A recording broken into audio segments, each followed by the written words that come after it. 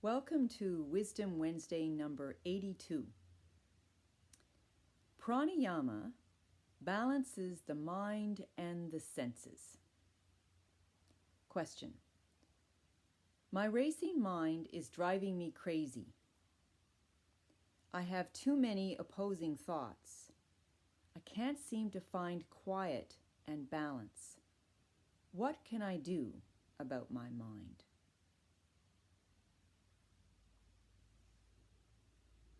Okay, you're looking for balance in the mind. The first thing you'll need to do is find a steadiness and an ease in your yoga practice. So there is this stillness and there's this steadiness that you can experience in your yoga practice. You do that first of all by when you're going into a pose, you take a deep breath. And then when you're in the pose, you hold the pose and you're breathing. Somewhere in that breathing and being present to holding the pose, there's a pause. And in there, you may not be pausing with your breath so much, but you're actually experiencing a stillness, a steadiness, a sense of peace and infinity, like an eternal sense of being. There are, in your yoga practice, you begin, this is why yoga is, the physical yoga is given to a beginner, so that they can have that initial experience of infinity. So this is the peace that we're all looking for. So first we start with the physical exercises, going into a pose, breathing, holding, and feeling that infinity sense. And in that, there's this steadiness, this infinite here-ness, presence. After you get comfortable in your yoga practice, the next stage in the yoga sequence of practices is your pranayama practice. So pranayama, which is, everybody has a natural inhale and exhale. But pranayama is the stretching or the exercising of this natural thing that we have when we breathe. So when we inhale, we elongate the breath and we do counting with it. There's many, many different kinds of pranayama exercises. But basically, the whole purpose of all those stretching the breath, counting, holding the breath, all of that is for you to gain ability in finding steadiness, stillness, peace. So through enough pranayama practice, you're going to be inhaling, lengthening, like counting maybe to 8 as you inhale, and then you hold a little bit, and then you'll exhale maybe to the count of 8 or 6, whatever your capacity is, and then you eventually build up more capacity, make it longer and hold longer. All of this pranayama practice controls, or you could say has an influence over your senses and your mind. First of all, it works with the senses. So when you do your practice, first of all, it feels like you're kind of trying to control this breath. But as you practice, it's not a control anymore. It's an intention. It's more like you're intending the breath to go into infinity, as opposed to I'm going to stop my breath and hold it and be really strong about it.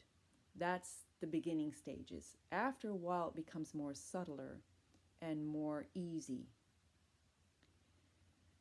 So the senses, like your eyes, ears, nose, the smell, touch, all of that is the origin of your senses is run by your pran. Pran is that life force, that breath. Pran is inside the breath or the oxygen. It's the life force. So when you start to control or practice the pranayama exercises, controlling your breath, you begin to have an influence over your senses. So your senses are normally either grasping at something, desiring something, or repelling something, pushing something away.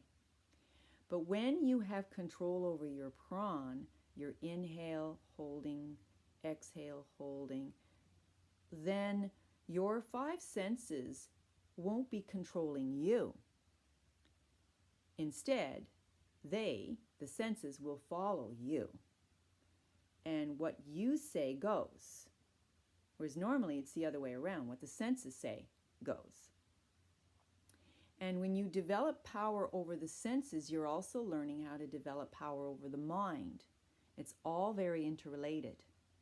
So the mind is also the pran. In the pranayam, the pran actually is the basis of mind. And mind is vrittis, thoughts, movements. And it takes pran to be able to make movement in your mind. So if you can control the movement of your inhale and exhale, you can control your mind. Get it? So you need to do a pranayama exercise, and let's just do one right now. It's a simple one. It's called samvriti, which means just an even form of breathing. And so sometimes I call it the square breath because it's kind of like this. You inhale, say, for 5 counts. You hold. After the inhale, you hold for 5 counts. Then you exhale for 5 counts. Hold it for 5 counts on the exhale. And then again. So it's like this. Inhale. You're holding. Exhale. Holding. Inhale, 5 counts. Holding. Exhale, 5 counts. Holding.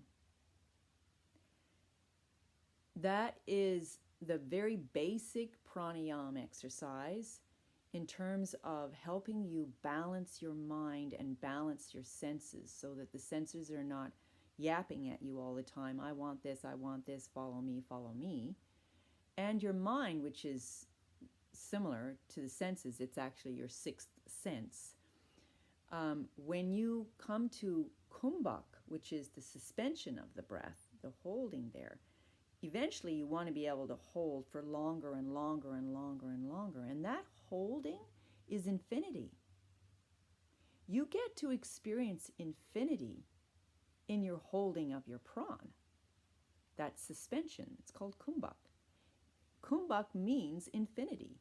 You have a direct experience of infinity because then you realize that there's no inhale and exhale anymore. There's this just kind of like space, this infinite, ongoing, eternal space. And that's what you'll need to experience and practice. So you need to practice this. It's not, you can't just talk about it. You actually need to sit down every single morning and say, for 15 minutes, I'm going to practice this square breath. Inhale 5, hold for 5, exhale 5, hold for 5. And at first it's going to be a little uncomfortable and you're trying to like whatever, but just do it, seriously do it every day, 15 minutes. Your mind will become free of agitation. It'll no longer run you, and you'll start to experience a kind of a bliss, a kind of like, wow, I am not controlled by the pairs of opposites anymore. Because the pairs of opposites comes right there in your breath. Inhale and exhale. That's the opposites. When there's no opposites, there's no mind. When there's no movement of your thought, of the pran going up and down, there's no mind. And the more you practice this, you can go into your daily life and you'll be free of those very, very strong vrittis and thoughts. And eventually, you just have a blissful life, and that's how you deal with your mind. So, till next Wednesday, good luck and keep practicing. Bye.